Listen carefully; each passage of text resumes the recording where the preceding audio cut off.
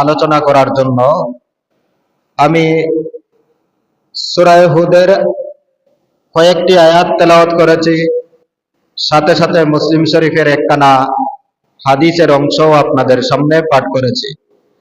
মহান আল্লাহ পাক রব্বুল আলামিন তৌফিক দান করলে নূহ আলাইহিস সালাতু ওয়াস সালামের দাওয়াতি কাজের সূচনা লগ্নে কাফিরদের বাধা সম্পর্কে আলোচনা করব ইনশাআল্লাহ। হযরত নূহ আলাইহিস সালাতু ওয়াস সালাম, আল্লাহ ওনাকে দ্বীনের দাওয়াতের জন্য প্রেরণ করলেন। তার কারণ আমি আগে বলছি যে হযরতে আদম আলাইহিস সালাতু ওয়াস সালাম, আদমের ছেলে হযরতে শীস আলাইহিস সালাতু ওয়াস সালাম, হযরতে শীস আলাইহিস সালাতু ওয়াস সালামের পরে হযরতে ইদ্রিস আলাইহিস সালাতু ওয়াস সালাম, এই কয়েকজন নবী অতিবাহিত হয়েছেন। তখনকার মানুষের মধ্যে কোনো কুফর এবং শিরক ছিল না। সর্বপ্রথম শিরকের সূচনা হয়েছে নূহ আলাইহিস সালাতু ওয়াস সালামের যুগে বা পূর্ব যুগে। আর ওই শিরক থেকে আল্লাহর পথে দাওয়াত দেওয়ার জন্য, শিরক থেকে মানুষদেরকে মুক্ত করার জন্য আল্লাহ সর্বপ্রথম শরীয়ত দিয়ে এবং দাওয়াতি কার্যক্রম দিয়ে হযরতে নূহ আলাইহিস সালাতু ওয়াস সালামকে প্রেরণ করেছেন। এই জন্য হযরতে নূহ আলাইহিস সালাতু ওয়াস সালামকে দ্বিতীয় আদি পিতা বলা হয়। নবীগণের আলাদা আলাদা বৈশিষ্ট্য রয়েছে। কয়েকজন নবীকে আল্লাহ পাক রব্বুল আলামিন নবীগণের মধ্যে শ্রেষ্ঠত্ব দান করেছেন। একজন নবীর নাম হলো হযরতে আদম আলাইহিস সালাতু ওয়াস সালাম, দ্বিতীয় জন হযরতে নূহ আলাইহিস সালাতু ওয়াস সালাম, তৃতীয় জন হযরতে ইব্রাহিম আলাইহিস সালাতু ওয়াস সালাম, আর চতুর্থ জন হযরতে মুসা আলাইহিস সালাতু ওয়াস সালাম, পঞ্চম হযরতে রাসূল করিম সাল্লাল্লাহু আলাইহি ওয়াসাল্লাম। এই নবীগণ যাদের কথা আল্লাহ পাক রব্বুল আলামিন যে সমস্ত নবীগণের মধ্যে শ্রেষ্ঠ নবী হতে গিয়ে তারা কাফিরদের কিভাবে বাধার সম্মুখীন হয়েছিলেন আর কাফিরদের দ্বারা কিভাবে নির্যাতিত হয়েছিলেন, যে নবী যত বেশি নির্যাতনের মুখোমুখি হয়েছেন, যত বেশি ধৈর্য ধরে দ্বীনের পথে দাওয়াত দিয়েছেন, আল্লাহ তার মর্যাদা তত বেশি বাড়িয়ে দিয়েছেন। সুবহানাল্লাহ। এর দ্বারা বোঝা গেল দ্বীনের কাজে, দাওয়াতি কাজে বাধা আসবে, সেই বাধায় দাওয়াতি কাজ বন্ধ করা যাবে না এবং যাদেরকে দাওয়াত দেওয়া হবে তাদের সাথে লড়াইও করা যাবে না। তাদের সাথে যতক্ষণ পর্যন্ত দাওয়াতি কাজে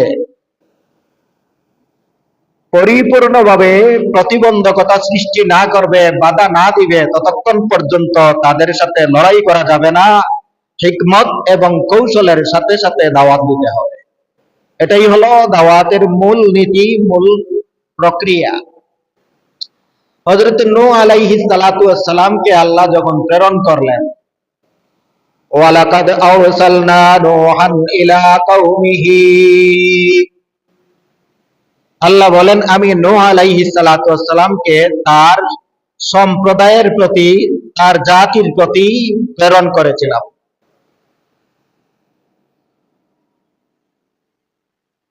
ইন্নী লাকুম নাযীরুম মুবিন, হযরত নূহ আলাইহিস সালাতু ওয়াস সালাম জাতিকে বললেন আমি তোমাদের জন্য একজন সতর্ককারী, একজন প্রকাশ্য সতর্ককারী, নাযীরুম মুবিন, স্পষ্ট দাওয়াত দেনেওয়ালা। আমি কিসের সতর্ককারী?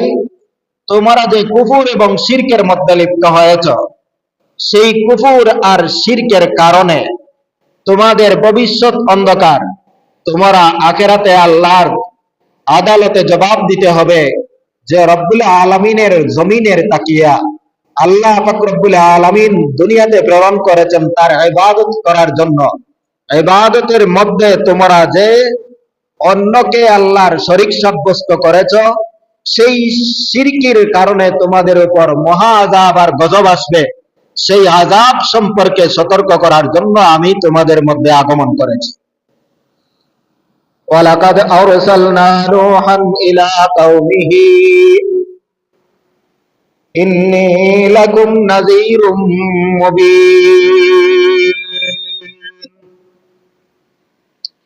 আল্লা তা'বুদু ইল্লাল্লাহ, আল্লাহ তা'বুদু ইল্লাল্লাহ কিসের দাওয়াতের জন্য আমি প্রেরিত হয়েছি? যে তোমরা আল্লাহ ব্যতীত আর কারো ইবাদত করো না, একমাত্র আল্লাহর ইবাদত করো, আল্লাহর উপাসনা করো, আল্লাহর গোলামি করো, আল্লাহর হুকুম মানো।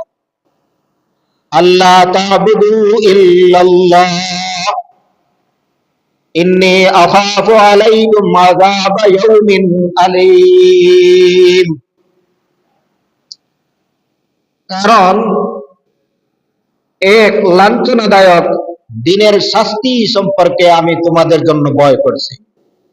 অর্থাৎ তোমরা যদি আল্লাহর ইবাদত না করো অথবা আল্লাহর ইবাদতের মধ্যে অন্য কাউকে শরীক সাব্যস্ত করো, তাহলে এর কারণে তোমাদের উপর মহা আযাব আসবে, আর সেই আযাব সম্পর্কে আমি সতর্ক করার জন্য প্রেরিত হয়েছি। হযরত নূহ আলাইহিস সালাতু ওয়াস সালাম যখন এই দাওয়াত দিলেন, দাওয়াত দেওয়ার সাথে সাথে ওই কাফেররা নূহ আলাইহিস সালাতু ওয়াস সালামের নবুয়তের উপর, দাওয়াতের উপর কয়েকটা আপত্তি উত্থাপন করল। এক নম্বরের আপত্তি হলো যে আপনি তো আমাদেরকে দাওয়াত দিচ্ছেন, কিন্তু আপনাকে আমরা আমাদের মতো একজন মানুষ ছাড়া আর কিছু মনে করি না। এক নম্বরের আপত্তি, আপনাকে আমাদের মতো একজন মানুষ ছাড়া আর কিছুই মনে করি না।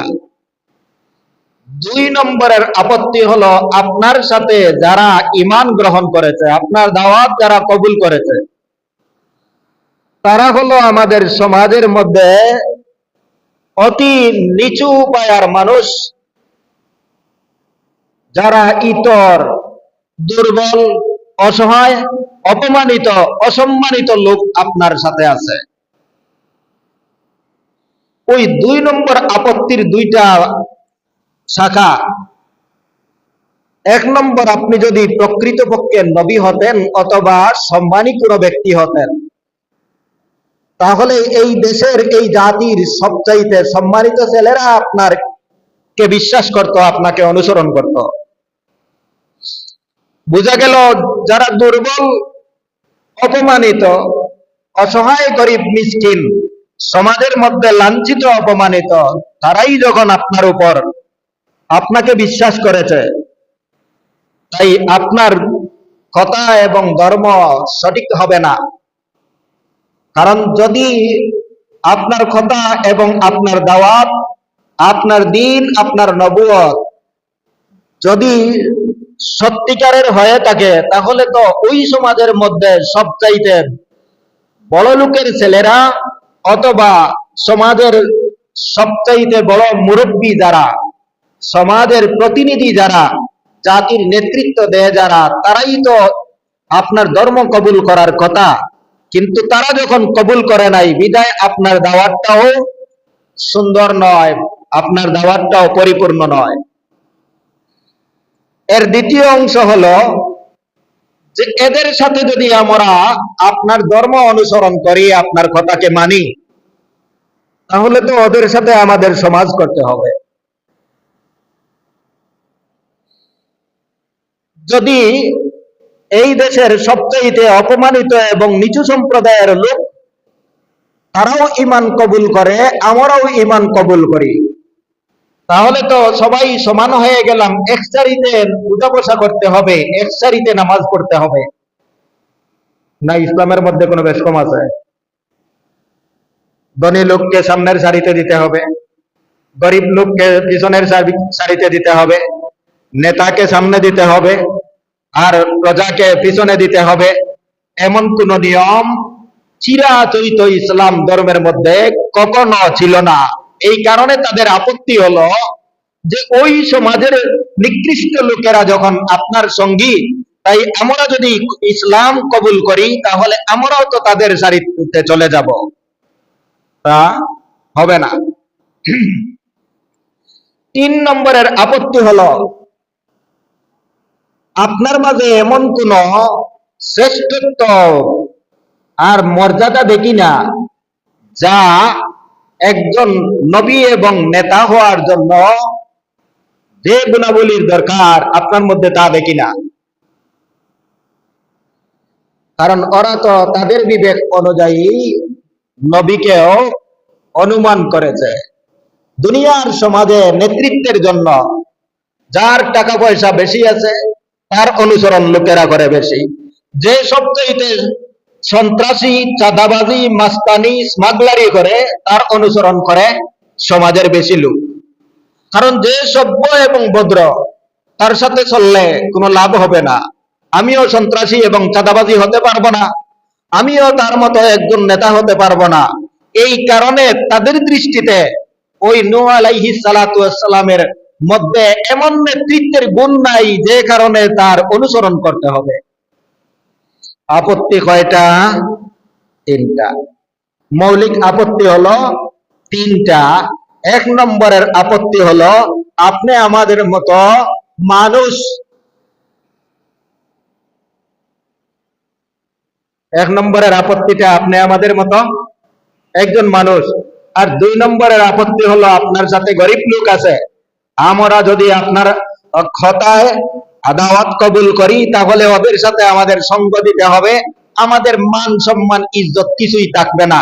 আর 3 নম্বরের আপত্তি হলো আপনি যে নেতৃত্বের আহ্বান করেছেন সেই নেতৃত্বের উপযুক্ত কোন যোগ্যতা আপনার মধ্যে দেখতে পাই নাই। ধন সম্পদ নাই, সন্ত্রাসীও নাই, চাঁদাবাজিও নাই, কোনো কিছু আপনার মধ্যে নাই। তাহলে আপনাকে আমরা কিভাবে মানতে পারি? প্রশ্ন 3টা বুঝে আসছে তো? এক নবীর উপর 3টা আপত্তি। কয়টা? 3টা। 1 নম্বরের আপত্তি আপনি আমাদের মতো মানুষ, তাই আপনি যেমন মানুষ আমরাও তেমন মানুষ, আপনার অনুসরণ কেন করব? 2 নম্বর, আপনার সাথে যোগ্য কোনো লোক নয়, সমাজের ইতর সম্প্রদায় আপনার সাথে, তাদের সাথে সমাজ করাও আমাদের সম্ভব হবে না। আর আপনি যদি একজন সত্যিকারের নবী হতেন তাহলে ভালো লোকেরা আপনার অনুসরণ করত, খারাপ লোকেরা আপনার অনুসরণ করত না। আর 3 নম্বরের আপত্তি হলো যে আপনার মধ্যে নেতৃত্বের যে যোগ্যতা এবং গুণ, এই গুণ আমরা আমাদের চোখে দেখতে পাচ্ছি না। এই 3টা সংক্ষিপ্তভাবে আল্লাহ পাক রব্বুল আলামিন কোরআনে কারীমের সূরা হুদের 27 নম্বর আয়াতে উল্লেখ করেছেন। আউযু বিল্লাহি মিনাশ শাইতানির রাজীম। فقال الملأ الذين كفروا من قومه ما نراك إلا بشرا مثلنا وما نراك اتبعك الذين هم أراذلنا بادي الرأي وما نراك لكم علينا من فضل بل نظنكم كاذبين فقال الملأ الذين كفروا কাফিরদের সর্দার, কাফিরদের নেতৃস্থানীয় ব্যক্তিবর্গ বলল, মা নারা, আমরা আপনাকে ইল্লা বাশারাম মিসলানা, আমাদের মতো একজন মানুষ ছাড়া আর কিছুই মনে করি না। আমাদের মতো একজন মানুষ ছাড়া আপনাকে আর আমরা কিছুই বুঝি না, মানি না, মনে করি না, যেহেতু আপনিও মানুষ আমরাও মানুষ। وما نراك اتبعك الذين هم أراذلنا بادي الرأي, আর আমরা আপনার সাথে যারা দাওয়াত গ্রহণ করেছে, দিনদার ইমানদার হয়েছে, এমন লোকদেরকে দেখতে পাচ্ছি যারা আমাদের সমাজের মধ্যে ইতর এবং স্থূল বুদ্ধি সম্পন্ন। যাদের গভীর কোনো জ্ঞান নাই, জ্ঞান বিজ্ঞান সম্পর্কে যাদের কোনো ধারণা নাই, এমন মানুষ আপনার সঙ্গী রয়েছে। ওয়ামা নারা লাকুম আলাইনা মিন ফাদল, আর আমাদের উপর আপনার কোনো শ্রেষ্ঠত্ব নাই। সমাজের মধ্যে আমরা হলাম মাতব্বর, আমরা হলাম ডিগবাজ, আমরা হলাম চাঁদাবাজ, আমরা হলাম স্মাগলার, আমরা হলাম শয়তানের দুরন্ত চেলা। আমাদের উপর আপনার কোন ফজিলত শ্রেষ্ঠত্ব এই সমাজে নাই। যে সমাজে যখনই কোনো ধনী লোক থাকে, সমাজের সব মানুষেরা ওই ধনী লোকের কথার অনুসরণ করে। বিদায় আপনি একজন নবী নবুয়তের দাওয়াত দিচ্ছেন গরিব কয়েকজন লোক ছাড়া, আর সমাজের সবাই আমাদের সাথে আছে, তাহলে আপনাকে কেন আমরা মানব? বাল নাযুন্নুকুম কাযিবিন। এই তিন আপত্তি যুক্তি সহকারে উত্থাপন করার পরে একেবারে শক্তভাবে বলে দিল, বাল নাযুন্নুকুম কাযিবিন, বরং তুমি এবং তোমার অনুসারী যারা আছে সবাইকে আমরা মিথ্যাবাদী মনে করি। নাউযুবিল্লাহ বলেন। সবাইকে আমরা মিথ্যাবাদী মনে করি। কাফেরদের ওই যে তিনটা দাবি রব্বুল আলামিন একটি একটি করে তার উত্তর দান করেছেন। তার আগে ভূমিকা স্বরূপ আমি দুটি কথা বলে রাখি। তাদের এক নম্বরের দাবি ছিল যে আপনি নবী দাবি করেছেন, কিন্তু আপনি তো আমাদের মতো একজন মানুষ, আপনি তো আমাদের মতো একজন মানুষ, তাই আপনিও যেমন মানুষ আমরাও তেমন মানুষ, আপনি যেমন ব্যক্তি আমরাও তেমন ব্যক্তি, আপনি যেমন ঘুমান আমরাও তেমন ঘুমাই, আপনি যেমন খান আমরাও তেমন খাই, আমরা যেমন বাজারে যাই আপনি তেমন বাজারে যান। মানুষের সব আচরণ আপনাদের মধ্যে, তাই আপনার শ্রেষ্ঠত্ব হলো কিভাবে, আর আপনি একজন মানুষ হয়ে আমাদের উপর শ্রেষ্ঠত্বের দাবি কিভাবে করেছেন? এই আপত্তিটা অন্য আয়াতের মধ্যে আল্লাহ পাক রব্বুল আলামিন পরিষ্কার ভাষায় উল্লেখ করেছেন। ক্বালু মা লিহাযার রাসূল ইয়াকুলু তা'আমা ওয়া ইয়ামশি ফিল আসওয়াক। কাফিরেরা বলে যে এই রাসূলের কি হলো যে তিনিও আমাদের মতো চলাফেরা করেন, আমাদের মতো খাওয়া দাওয়া করেন, আমাদের মতো বাজার এবং সংসার করেন, আমাদের মতো সাধারণ সমাজ করেন, তাহলে ওই নবীর অনুসরণ আমরা কিভাবে করব? রব্বুল আলামিন তার দাঁত ভাঙ্গা জবাব দিয়ে বলেছেন, তোমরা কি চাও? মানুষের নবী যদি মানুষ না বানাইয়া পাঠায় তাহলে কি কি সমস্যা ঘটবে? তাদের এই আপত্তির সারাংশ হলো, যিনি নবী হবেন, নবুয়তের দাওয়াত দিবেন, তিনি আমাদের মতো হবেন না, তিনি ফেরেশতাদের মতো পূত পবিত্র হবেন। কার মতো? জোরে বলেন। ফেরেশতাদের মতো। ফেরেশতারা খায় না খায় না? জিন্নাতে খায়, ফেরেশতারা খায় না। মনে রাখবেন, ফেরেশতারা খায়নি, খায় না। যদি খায় না তাহলে পেশাব পায়খানার দরকার আছে? নাই। তাদের খাওয়াও নাই, তাদের পান করাও নাই, তাদের পেশাবও নাই, তাদের পায়খানাও নাই, তাদের জৈবিক চাহিদাও নাই, তাদের বাজারও নাই, কোনো কিছুর প্রয়োজন নাই। কি নাই? মানবীয় যত গুণ এবং বৈশিষ্ট্য আছে ফেরেশতাদের মধ্যে কোনো একটা বৈশিষ্ট্য নাই। ফেরেশতারা একে অপরকে জন্মও দিতে পারে না। মানুষ যেভাবে জন্ম দিতে পারে ফেরেশতারা জন্মও দিতে পারে না। এখন যদি আল্লাহ পাক রব্বুল আলামিন কোন ফেরেশতাকে মানুষের নবী বানাইয়া পাঠাইতেন, তাহলে ওই ফেরেশতা আসলে নবী পাঠানির উদ্দেশ্যটা হলো মানুষদেরকে তালিম দেওয়া, শিক্ষা দেওয়া, দ্বীনের আদর্শ শিক্ষা দেওয়া। এখন যে ব্যক্তি খায় না নিজে, এক খাওয়ার তালিম কেমনে দিবে? যে ব্যক্তি পান করে না সে আবার পান করার তালিম কেমনে দিবে? যে ব্যক্তি পেশাব পায়খানা করে না, যে ব্যক্তি পেশাব পায়খানার জরুরত বুঝবে কেমনে? যার সন্তান হয় না সে সন্তানের কষ্ট বুঝবে কিভাবে? যার সন্তান প্রজননের ক্ষমতা নাই সেই ব্যক্তি সন্তান প্রজননের প্রক্রিয়া সম্পর্কে বুঝবে কি করে? এই কারণে আল্লাহ পাক রব্বুল আলামিন মানুষের নবী মানুষ বানাইয়া পাঠাইছেন। না কথা বুঝে আসে নাই? মানুষের নবী, হাল কুনতু ইল্লা বাশারার রাসূলা, নবীজি বলেন যে আমি তো আর কিছু নয় তবে তোমাদের মতো একজন মানুষ, আর আমার শ্রেষ্ঠত্বটা হলো যে আমাকে আল্লাহ পাক রব্বুল আলামিন রাসূল হিসাবে পাঠাইছেন।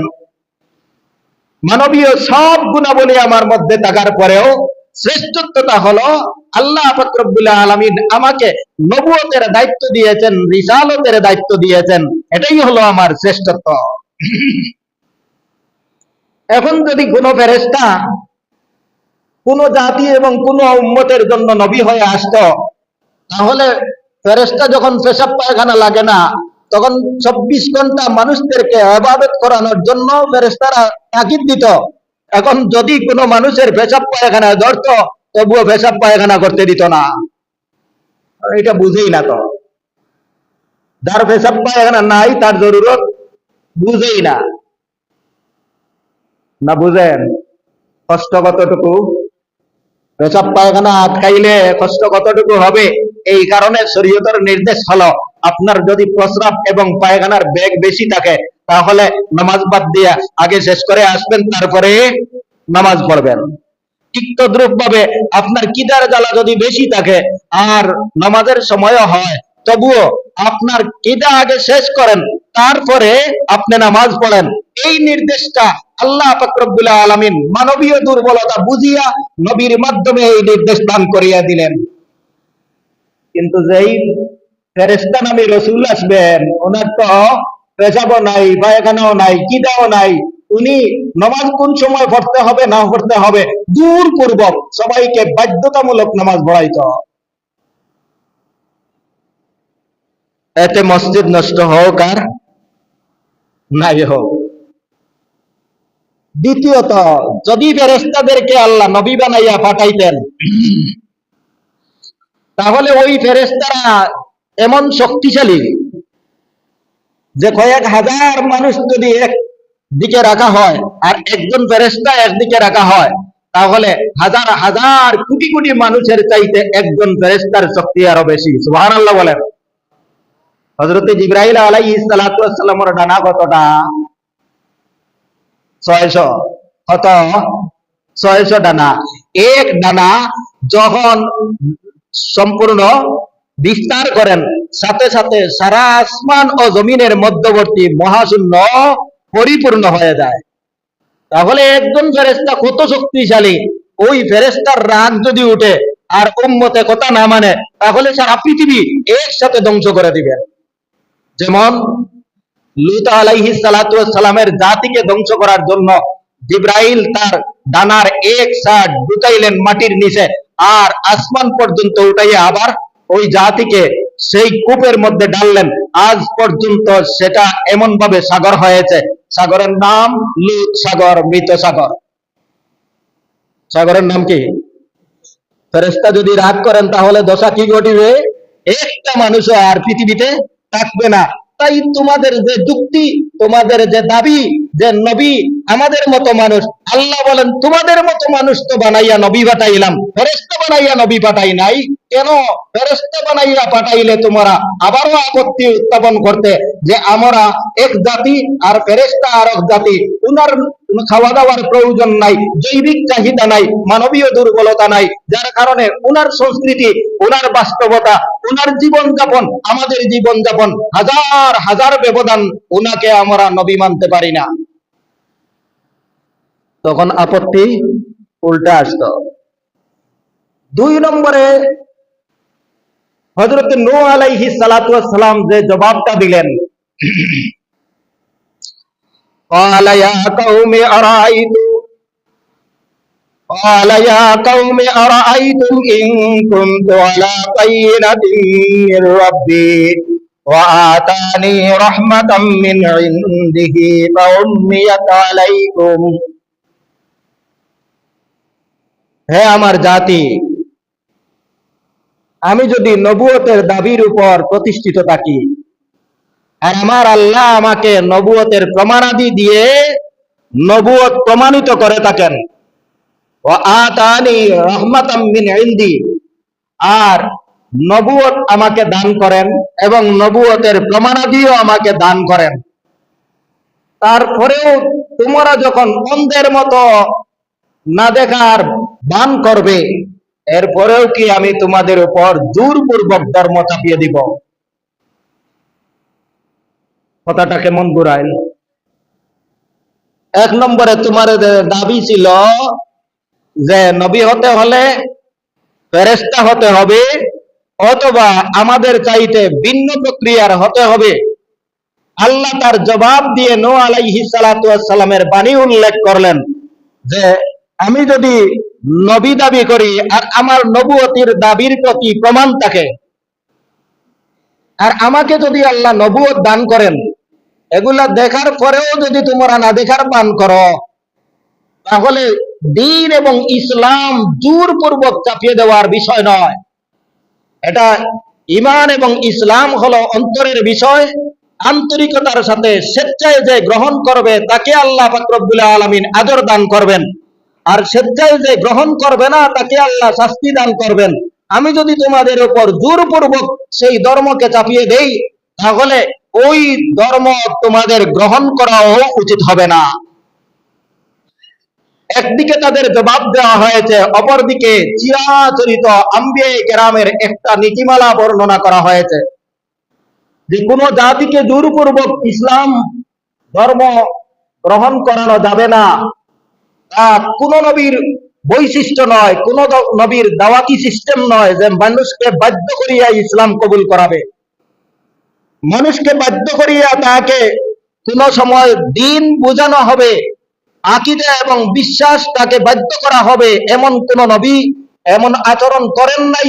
এমনকি তামাম আম্বিয়ায়ে কেরাম শুধুমাত্র দাওয়াত এবং দ্বীনের সৌন্দর্য উপস্থাপন করে দ্বীনের দাওয়াত দিয়েছেন, বাধ্য করে কাউকে দ্বীন কবুল করার নাই।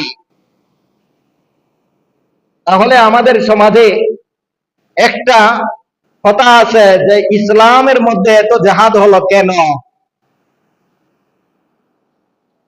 যদি নবীগণ জোরপূর্বক ইসলাম ধর্ম চাপিয়ে দেন না, আর তামাম আম্বিয়ায়ে কেরামের চিরাচরিত নিয়ম হলো কাউকে জোরে মুসলমান বানানো যাবে না, তাহলে ও এত যুদ্ধ ইসলামের মধ্যে, এই যুদ্ধগুলার কারণটা কি? আমি সর্বপ্রথম এক টুকরা শব্দ বলেছিলাম, দাওয়াতি কাজে যতক্ষণ পর্যন্ত কোনো উম্মত বাধা দিবে না ততক্ষণ পর্যন্ত তাদেরকে বুঝাইতে থাকবে। আর যেই উম্মত দাওয়াতি কাজের মধ্যে বাধা দিবে সেই উম্মতের বিরুদ্ধে প্রথমে প্রতিবাদ হবে, তারপরে প্রতিরোধ হবে, তারপরে লড়াই হবে। এটাই হলো ইসলামী নিয়ম এবং নীতিমালা। আমার দাওয়াতে যখন বাধা দিবে তখন আর তোমাকে সাধারণ অবস্থায় ছেড়ে দেওয়া যাবে না। হয়তো তুমি তোমার অবস্থায় থাকতে পারো, তুমি যেই ধর্ম গ্রহণ করেছ সেই ধর্মের উপর অটল থাকতে পারো, আমার আসে যায় না, কিন্তু আমি দ্বীনের দাওয়াত দিব, সেই দাওয়াতে বাধা দেওয়ার অধিকার পৃথিবীর কোন কাফির এবং মুসলমানের নাই।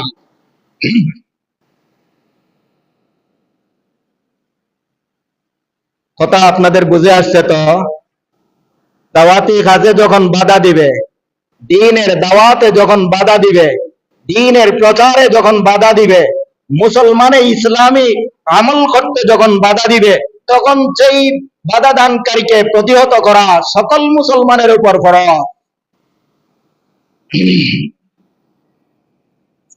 এখন দ্বিতীয় আরো একটা প্রশ্ন, যে কেউ যদি নামাজ পড়ে না তাহলে তাকে আপন সন্তান হলে তাকে 10 বছরে মারিয়া পিটাইয়া নামাজ পড়াইতে হবে। মুরু আওলাদাকুম বিসসালাতি বিসাব'i সিনিনা ওয়াজরিবুহুম 10। তোমরা তোমাদের সন্তানদেরকে 7 বছর বয়সে নামাজের নির্দেশ দান করো, আর 10 বছর বয়স হওয়ার পরে তাকে নামাজ না পড়লে পিটাইয়া প্রহার করিয়া নামাজ পড়াও। এটা ইসলামের নির্দেশ। নবীর বাণী।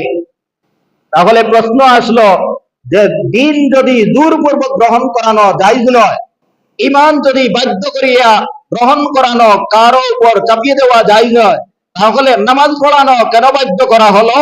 এমনকি ইসলামী রাষ্ট্র যদি হয় তাহলে বাধ্যতামূলক প্রত্যেকটা জনগণকে নামাজ পড়ানো রাষ্ট্রের দায়িত্ব। কার দায়িত্ব? জোরে বলেন। বাধ্য আছে তো? আগে বললাম বাধ্য করা নাই, আর এখন দেখলাম বাধ্য করা আছে। তুমি যদি ইসলাম কবুল করো তাহলে ইসলামের সকল নীতিমালা বাধ্যতামূলক মেনে নিতে হবে। ইসলাম যতক্ষণ কবুল করবে না ততক্ষণ পর্যন্ত তোমার উপর অমুসলমান থাকা অবস্থায়, অন্য ধর্ম অবলম্বী থাকা অবস্থায় তোমার উপর কোনো বাধ্যতামূলক আচরণ করা যাবে না। হ্যাঁ, ইসলাম কবুল করার পরে ইসলামী সকল নীতিমালা তোমাকে বাধ্যতামূলক মানতে হবে। এখন সংক্ষিপ্ত প্রশ্ন, সারা বাংলাদেশ আটকা পড়েছে, আমরা কোন ধরনের মুসলমান, আর আমরা কোন ধরনের দাওয়াত গ্রহণ করিয়া মুসলমান দাবি করি, আর আমাদের রাষ্ট্র কোন তালে চলছে? আর ওই তালে তালে বাঙালি জাতিরা যখন কথা বলে তখন বোঝা যায় যে সারা জাতি অমুসলমান, সারা জাতি অমুসলমান, সারা জাতি মুনাফিক মার্কা মুসলমান, নাম শুধু মুসলমান, কিন্তু ইসলামী আকিদা, ইসলামী বিশ্বাস, ইসলামী নীতিমালা, ইসলামী শরীয়ত, ইসলামী আইন, এইগুলো বলার সাথে সাথে যেই মুসলমান ব্যঙ্গ করবে, যেই মুসলমান প্রতিবাদ করবে, ওকে হয়তো অমুসলমান দাবি করতে হবে, নতুবা তাকে বাধ্য করিয়া মুসলমানের ইসলামী কাজের মধ্যে নিয়ে আসতে হবে। 2 নম্বর আপত্তি ছিল, আপনাদের মনে আছে তো? না মনে নাই? যে আমাদের উপর আপনার কোনো শ্রেষ্ঠত্ব দেখতে পাই না। তার জবাব আল্লাহ পাক রব্বুল আলামিন পরবর্তী আয়াতে দান করেন,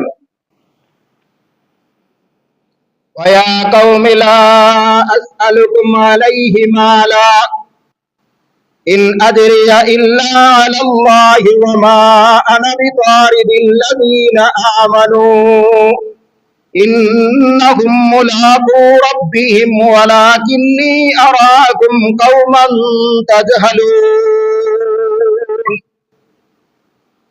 ইয়া কওমি, হে আমার জাতি, হে আমার সম্প্রদায়,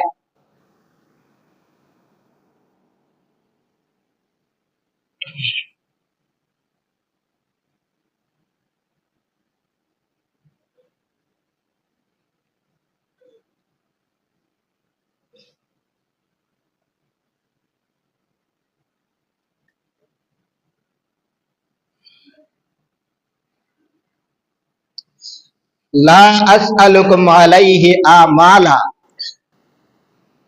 আমি যে তোমাদেরকে দাওয়াত দিচ্ছি, আমার এই দাওয়াতের বিনিময়ে তোমাদের কাছে কোনো মাল চাই না, সম্পদ চাই না। দুনিয়ার যত মানুষের যত কাজ করে সবগুলা কাজের বিনিময় আছে, একমাত্র দাওয়াত তাবলীগের কাজ, রব্বুল আলামিনের নীতিমালায় ওই কাজের কোনো বিনিময় দুনিয়ার মানুষের কাছ থেকে গ্রহণ করাও জায়েজ নেই, এবং দুনিয়ার মানুষ সেই দাওয়াতি কাজের বিনিময় দিয়ে দিতেও পারবে না, কোনো মানুষ দিতে সক্ষম হবে না। ইয়া কওমি লা আসআলুকুম আলাইহি মালা ইন আজরিয়া ইল্লা আলাল্লাহ। দাওয়াতি কাজের বিনিময়, দাওয়াতি কাজের সব, দাওয়াতি কাজের একমাত্র উপার্জন আল্লাহ পাক রব্বুল আলামিনের দরবারে। আল্লাহ তাআলা পৃথিবীর কোন মানুষ একজন মানুষের ইমানের দাওয়াত দিলেন, ওই মানুষটা ইমান কবুল করলো, এর বিনিময় সারা পৃথিবী যদি দেওয়া হয় তবুও একজন মানুষকে ইমানদার বানানোর বিনিময় দেওয়া সম্ভব হবে না। না, আমার কথা আপনাদের বুঝে আসে নাই? আর একটা হাদিস নিয়ে আসি, বুঝতে সহজ হবে।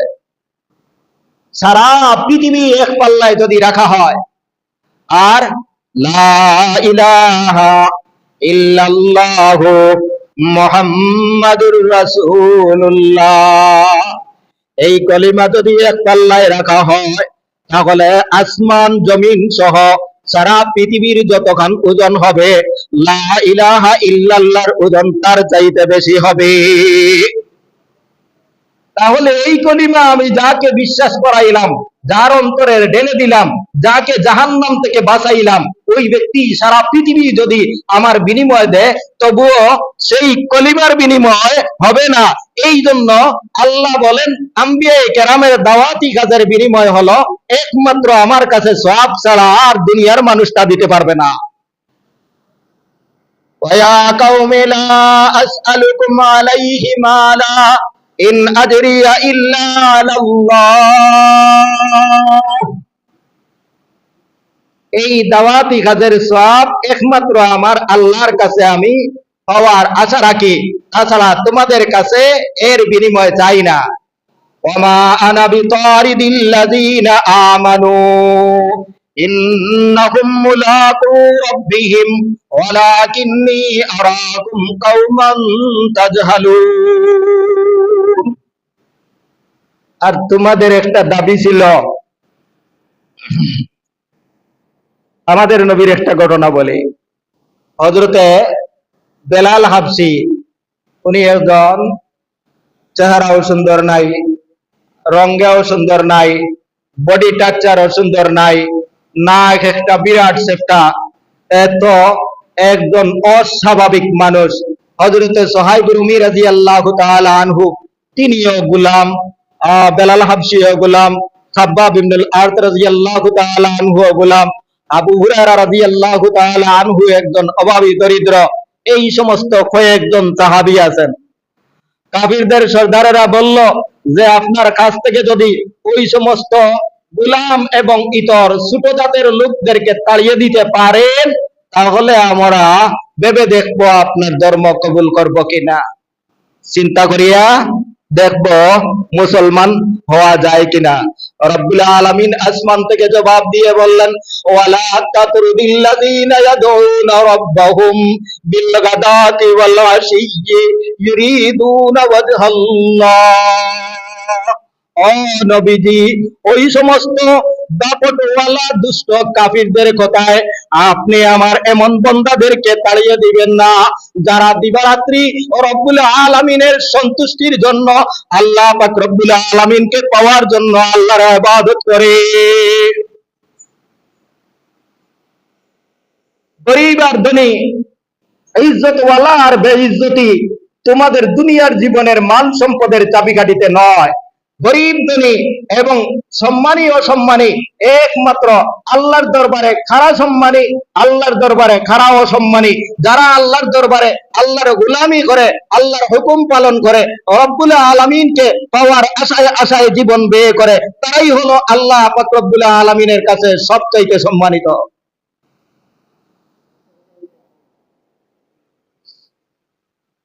ولا تطرد الذين يدعون ربهم بالغداة والعشي يريدون وجه الله। যারা সকাল সন্ধ্যা রব্বুল আলামিনের ইবাদতে লিপ্ত থাকে, আল্লাহকে সন্তুষ্ট করার জন্য, আপনি তাদেরকে আপনার দরবার থেকে তাড়িয়ে দিবেন না কাফিরদের কথার কারণে। আল্লাহ রব্বুল আলামিন বলেন যে ওই সমস্ত বান্দারা হলো আমার একমাত্র খাঁটি বান্দা, তাদের অন্তর সম্পর্কে আমি ভালো জানি, তাদের অন্তরের খবর সম্পর্কেও আমি ভালো জানি। আর যে সমস্ত বান্দা দুনিয়ার জগতে রব্বুল আলামিনকে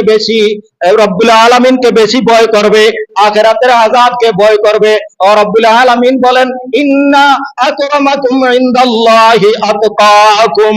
তোমাদের মধ্যে সবচাইতে শ্রেষ্ঠ ওই ব্যক্তি যে আল্লাহর কাছে সবচাইতে বেশি খোদাভীরু, সবচাইতে বেশি যে ফরেজগার হবে সেই হলো সম্মানিত। গরীব আর অসহায় দেখিয়া সম্মান আর অসম্মানের পাল্লায় মাপতে যাবেন না।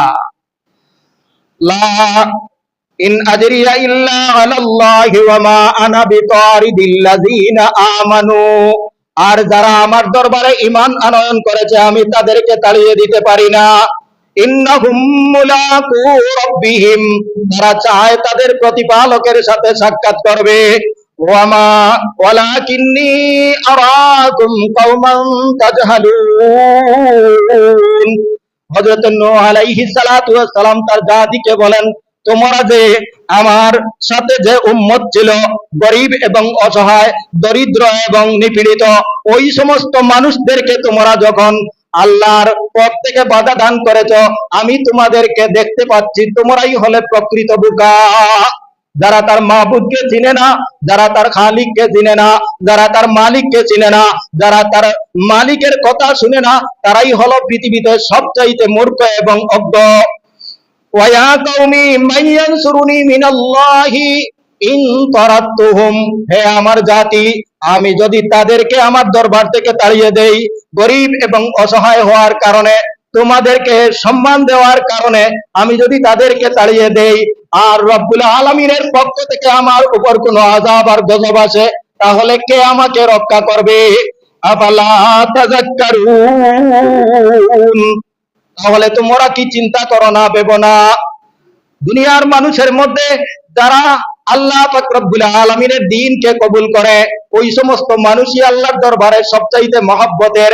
যাদেরকে আল্লাহ মাল দান করেছেন, যাদেরকে আল্লাহ সন্তান দান করেছেন, যাদেরকে আল্লাহ নেতৃত্ব দান করেছেন, যাদেরকে আল্লাহ অহংকার দান করেছেন, তাদেরকে যতক্ষণ পর্যন্ত রব্বুল আলামিনের গোলামি না করবে, ততক্ষণ পর্যন্ত আল্লাহর দরবারে ওই সমস্ত বড় লোক এবং ভদ্রলোকেরা জাহান্নামের একটা কাঠ ছাড়া আর কিছু নয়।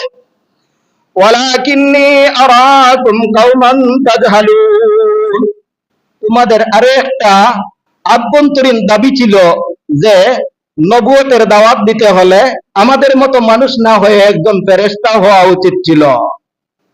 নবী নূহ আলাইহিস সালাতু ওয়াস সালাম উত্তরে বলেন, ওয়ালা আকুলু লাকুম ইনদি খাযাইনুল্লাহ, আমাদের সমাজেও আছে যে পীর দরব, মুর্শিদ দরব, যে মুর্শিদের কাছে গেলে মাল পাওয়া যায়, কি পাওয়া যায়।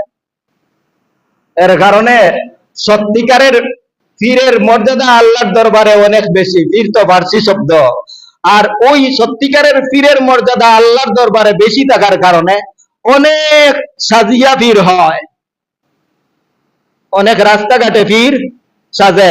আর সাজতে সাজতে সাজতে সাজতে শেষ পর্যন্ত এমনও হয় যে এমন কিছু মানুষ যাদের বিবেক নাই, জ্ঞান নাই, বুদ্ধি নাই, ঈমান নাই, আল্লাহ চিনে না, ওই সমস্ত মানুষ তাদের দরবারে যায়। যাওয়ার পরে সে আর কি করবে? সে বলে আমার কাছে কিছু নাই, লঙ্গি খুলিয়া যা আছে সব দেখাইয়া দেয়। বাংলাদেশে এমন পীর নাই?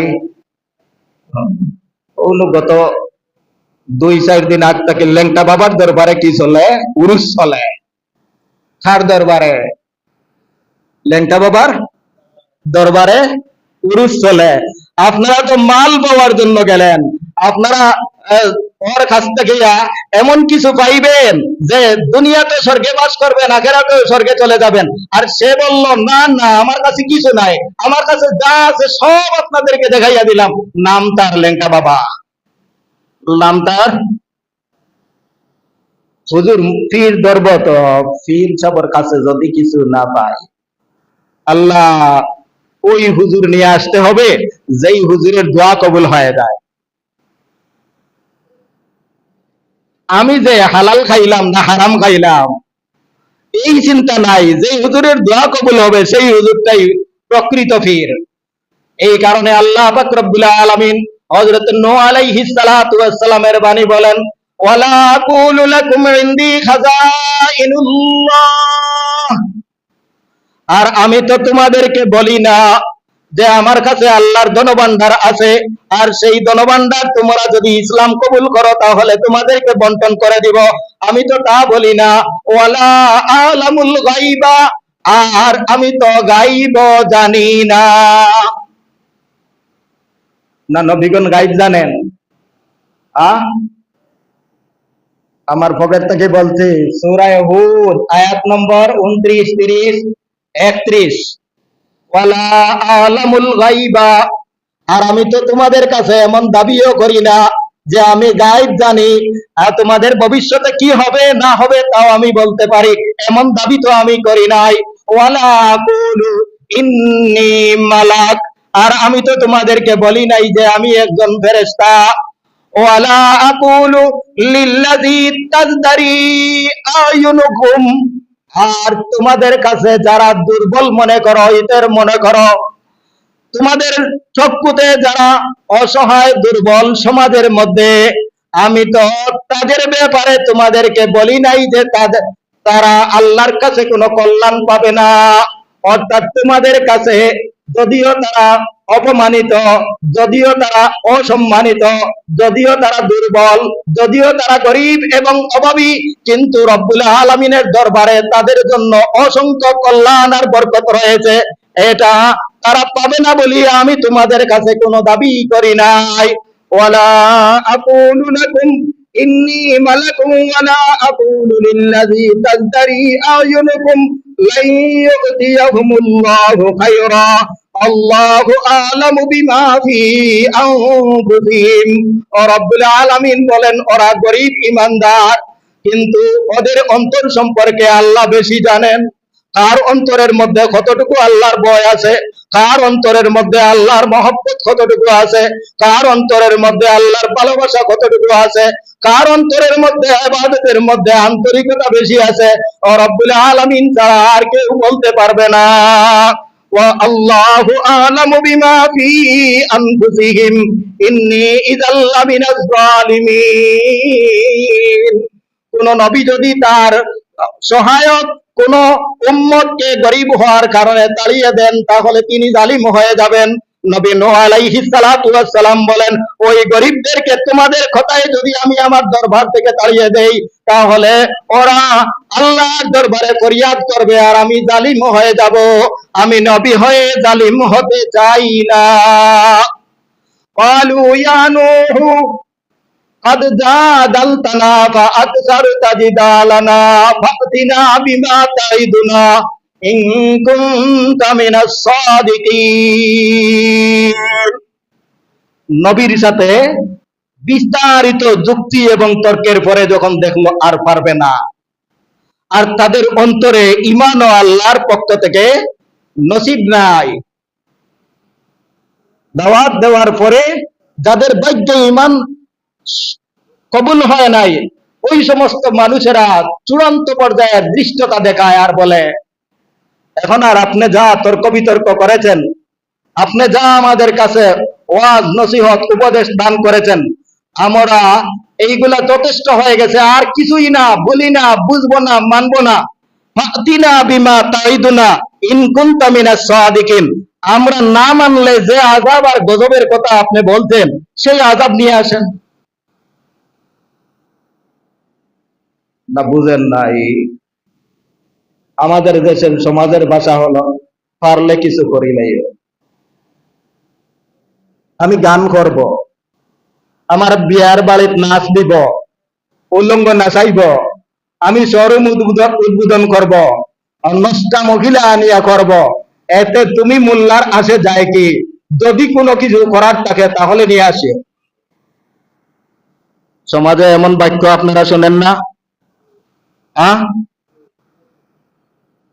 খেয়ে যাইব, আর একজনের গান ভাঙতে আমার জান দিব, এমন মুসলমান বাংলাদেশে আছে। এটা মাত্র 10%, আর 20% তার পক্ষে চাপাই গাইব, তার করছে। যার যার পাপ যার যার গায়ে জানে, তার জবাব আল্লাহর কাছে সে দিবে। আপনি এটার মধ্যে এত বাড়াবাড়ি করিয়া মানুষ মারাইয়া লাভ আসেনি। আপনারে এখন মানুষ মারানির অর্ডারটা দিল হ্যাঁ। বাংলাদেশের সুশীল বুদ্ধিজীবী আছে না, এই বুদ্ধিজীবীরা কি পর্যন্ত চাপাবাজি করবে? ওরা কাফিরের দালাল। যখন শরীয়ত বিরোধী কোনো কাজ চলে আর এটার মধ্যে কোনো মুসলমান বাধা দিতে না পারে, তাহলে সাধারণ মুসলমানের দায়িত্ব হলো নীরব থাকবে। এর প্রতিহত করার জন্য, প্রতিবাদ করার জন্য উলামায়ে কেরামের আন্দোলনে কোন ধরনের টালবাহানা সৃষ্টি করলে তার ঈমান থাকবে না। না আমি বলছি, আল্লাহ বলেন, ইয়া নূহু কাদ জাদালতানা ফাআকসারতা জিদালানা ফাতিনা বিমা তাইদুনা ইন কুনতা মিনাস সাদিকিন। নবীর কাছে তারা আল্লাহর গজব প্রার্থনা করে, আল্লাহ তো তাদের মতো নয়। রব্বুল আলামিন বললেন, আমি যখন আযাব আর গজব দিব, তখন এই পৃথিবীতে তোমরা তো জাহান্নামী গোষ্ঠী বাঁচবে না, পৃথিবীতে আরো অনেক জীবজন্তু আছে, তারাও বাঁচবে না, কিন্তু এত কঠিন আযাব দিতে হলে তোমাদের শাস্তি, তোমাদের অবাধ্যতাও চূড়ান্ত পর্যায়ে পৌঁছে যাক, তারপরে শাস্তিটাও চূড়ান্ত পর্যায়ের হবে। আল্লাহ আমাদের সবাইকে বুঝার তৌফিক দান করেন, হেদায়েত গ্রহণ করার তৌফিক দান করেন, ঈমান ও ইসলামের দাওয়াতে সবাই অংশগ্রহণ করার তৌফিক দান করেন। আমিন ওয়া আখিরু দাওয়ানা আলহামদুলিল্লাহি রাব্বিল আলামিন।